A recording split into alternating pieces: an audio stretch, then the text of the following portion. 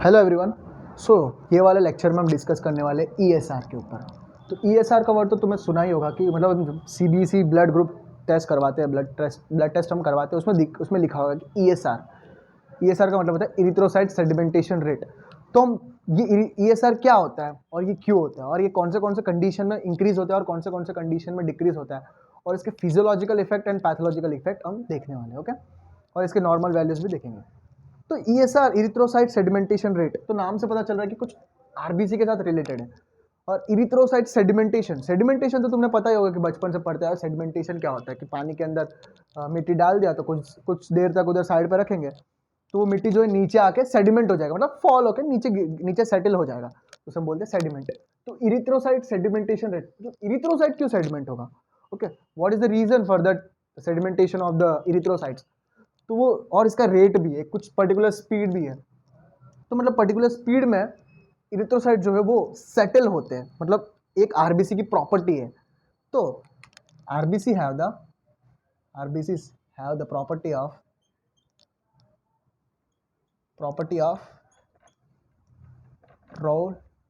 Rolex मतलब वो विक्रम वाला रोलेक्स नहीं, रोलेक्सर वाला नहीं, ये रोलेक्स है।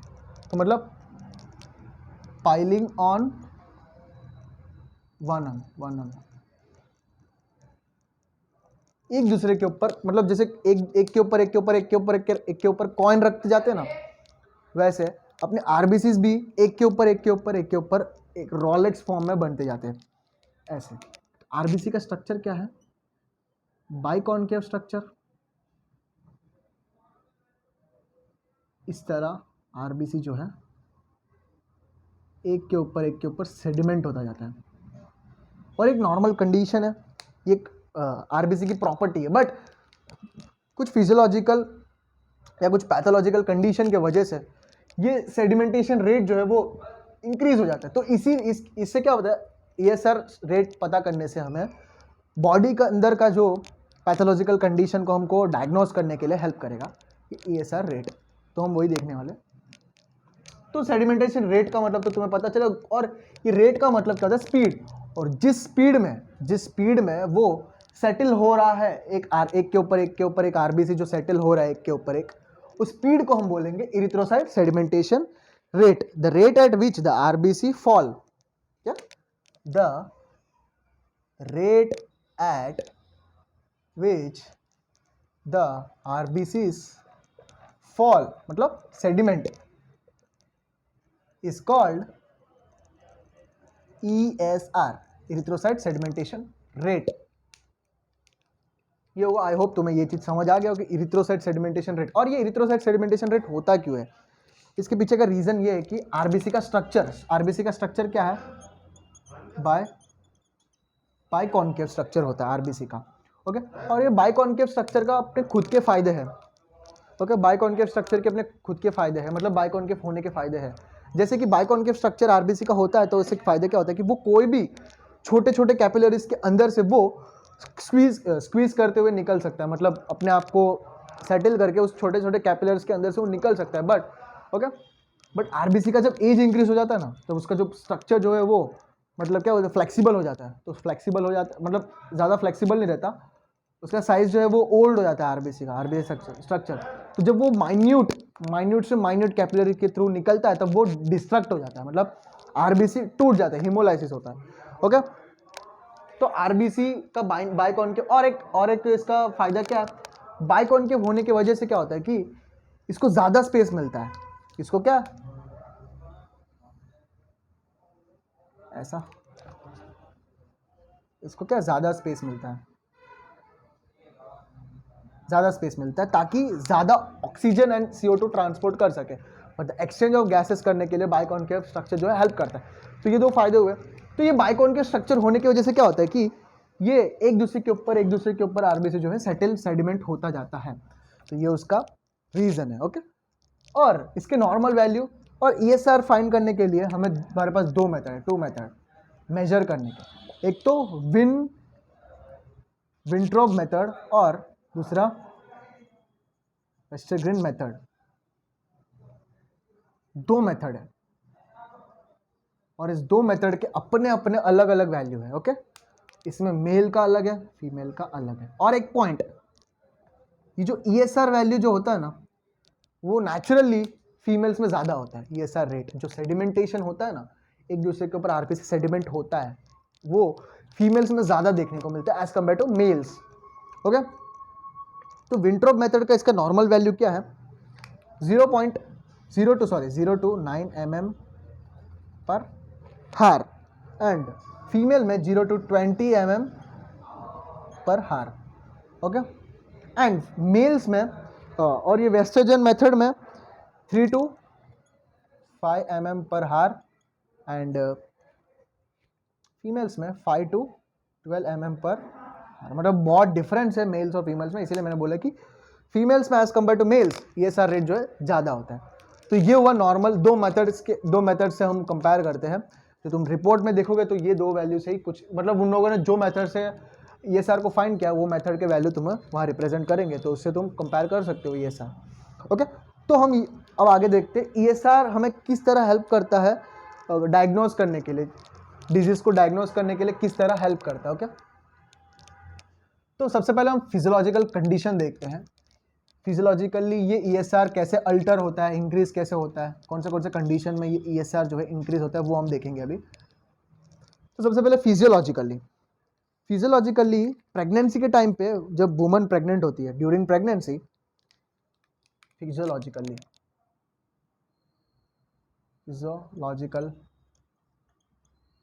वेरिएशन ऑफ ESR सबसे पहले during pregnancy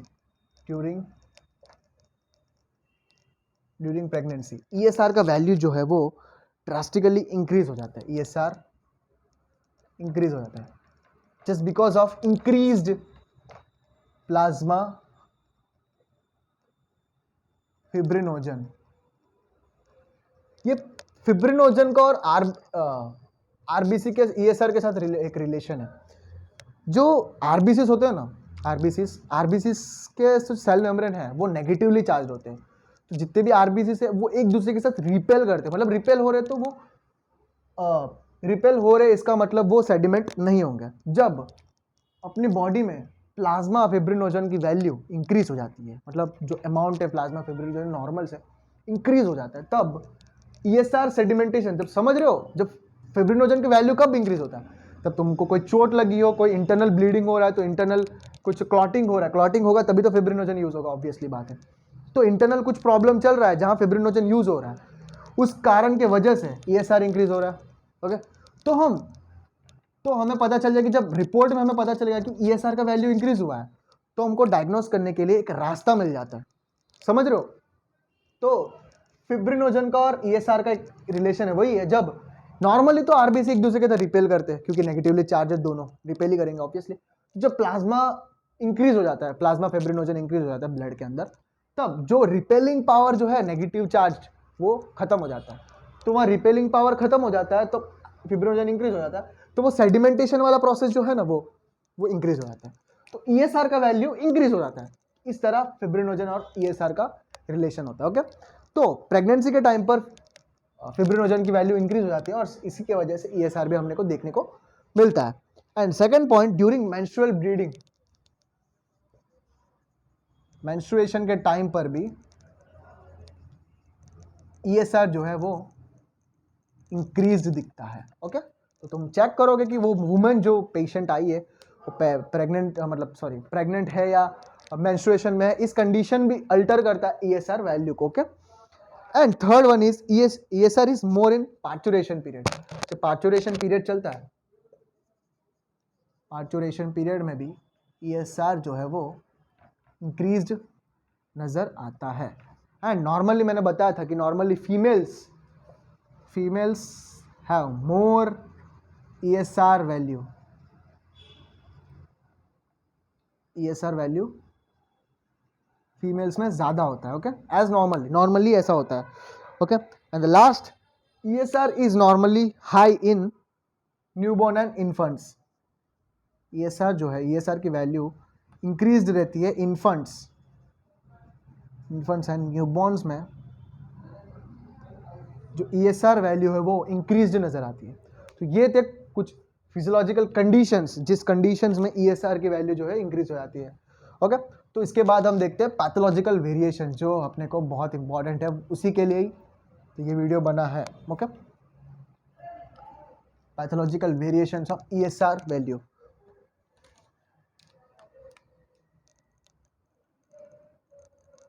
pathological variation on ESR।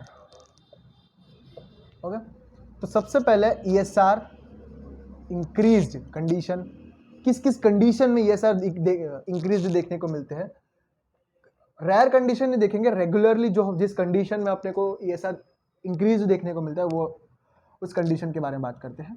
और ESR डिक्रीज्ड कंडीशन कौन से है वो भी हम देखते हैं। ओके, सो सबसे पहले बात करते हैं, सबसे इंपॉर्टेंट बात, ESR इंक्रीज्ड अपनी बॉडी में कोई भी iron deficiency anaemia, megaloblastic anaemia, sideroblastic anaemia, जितने भी एनीमिया, थैलीसेमिया, जितने भी एनीमिया है अपनी बॉडी में, जो भी पैथोलॉजिकल कंडीशन में, all anaemias, in all एनीमियास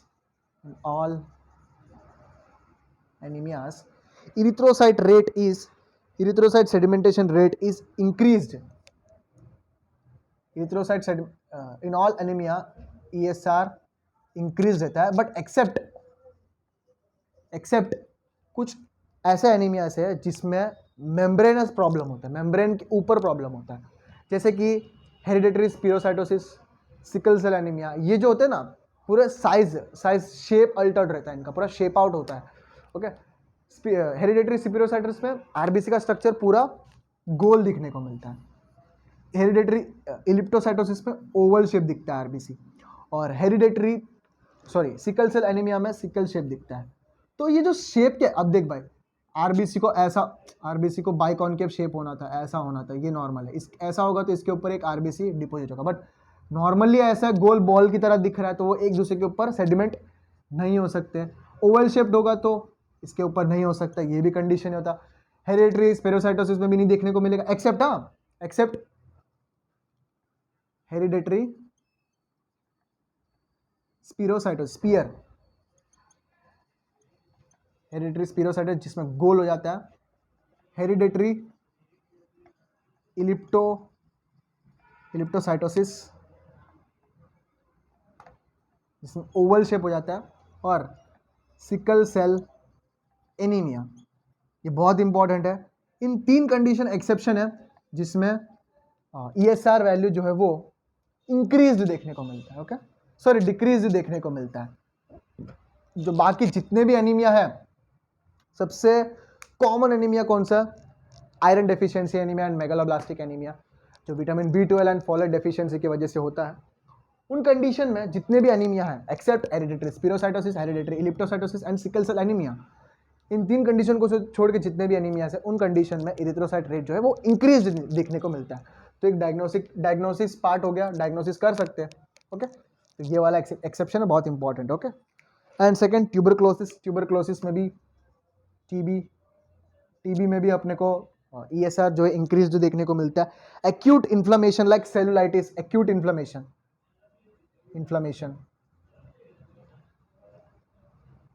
like cellulitis, और क्रोनिक इन्फ्लेमेशन लाइक आर्थराइटिस। कोई आर्थराइटिस पेशेंट होगा, आर्थराइटिस पेशेंट का ब्लड रिपोर्ट करवा के देखो तो मैं ESR का वैल्यू जो है वो इंक्रीज देखने को मिलता है, क्योंकि आर्थराइटिस जो होता है वो क्रोनिक इन्फ्लेमेशन होता है ना, that's why. Okay, and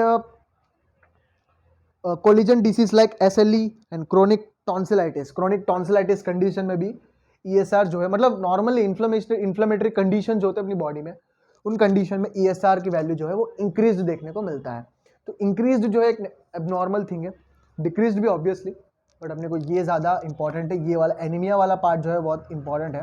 okay, तो हम वो कंडीशंस देखते हैं जिसमें ESR की वैल्यू जो है डिक्रीज हो जाती है। तो एनीमिया का मतलब क्या होता है कि RBC काउंट और हीमोग्लोबिन काउंट जो है डिक्रीज होगा। तो एनीमिया डिक्रीज हुआ है, इसके वजह से इरिथ्रोसाइट ESR की वैल्यू इंक्रीज हुआ है। बट ESR डिक्रीज क्यों हुआ? डिक्रीज हुआ इसीलिए क्योंकि RBC का काउंट या हीमोग्लोबिन काउंट इंक्रीज हो गया। मतलब ऐसा कौन सा कंडीशन जिसमें आरबीसी काउंट नॉर्मल से ऊपर जाता है? पॉलीसिथमिया। क्या पॉलीसिथमिया कंडीशन में इरिथ्रोसाइट रेट जो है वो डिक्रीज हो जाता है, पूरा डाउन हो जाता है। ओके, कौन सा? जितने भी एनीमिया होते हैं, वापस मैं रिपीट कर रहा हूँ, जितने भी एनीमिया होते हैं except hereditary spherocytosis, sickle cell anaemia, hereditary elliptocytosis, इन कंडीशंस को छोड़कर जितने भी एनीमियास होते हैं और inflammatory conditions, most of the inflammatory conditions में ईएसआर का वैल्यू इंक्रीज देखने को मिलता है।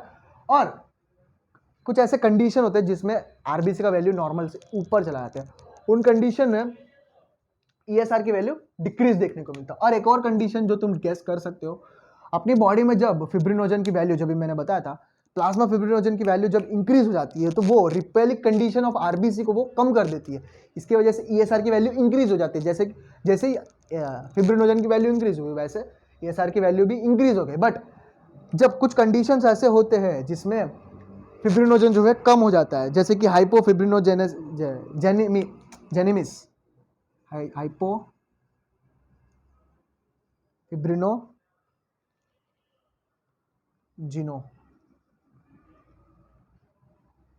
फिब्रिनोजेनोमिस, मुझे स्पेलिंग नहीं आती। ओके, अगर रॉन्ग होगा तो I am sorry for that. Okay, मैं बता रहा हूँ फिब्रिनोजन कंडीशन, मतलब फिब्रिनोजन जिस कंडीशन में डिक्रीज हो जाता है उस कंडीशन में ईएसआर की वैल्यू भी डिक्रीज देखने को मिलती है। ओके, और कुछ और तो और 3 कंडीशन तुम ऐसे ही लिख सकते हो, जैसे कि ये hereditary spherocytosis, hereditary elliptocytosis, sickle cell anaemia भी इधर आ जाएंगे, बिकॉज इन कंडीशन में इरिथ्रोसाइट इंक्रीज नहीं डिक्रीज देखने को मिलता है।